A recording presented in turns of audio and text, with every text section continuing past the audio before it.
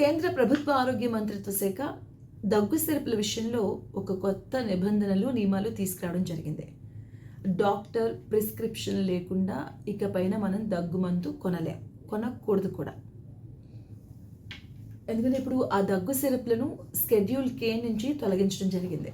అంటే స్కెడ్యూల్ కే అంటే drugs and cosmetics rules ప్రకారం స్కెడ్యూల్ కేలో ఇంతకుముందు డాక్టర్ ప్రిస్క్రిప్షన్ లేకుండా మనం దగ్గు మందులు కానీ కొన్ని మందులు మనం కొనుక్కోవచ్చు.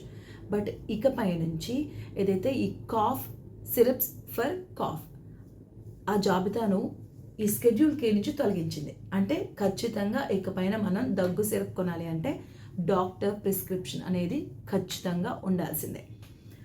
ఎందుకు ఇలాంటి నిర్ణయాలు తీసుకుందంటే మనం చూసాం మధ్యప్రదేశ్లో జరిగినటువంటి ఘటన.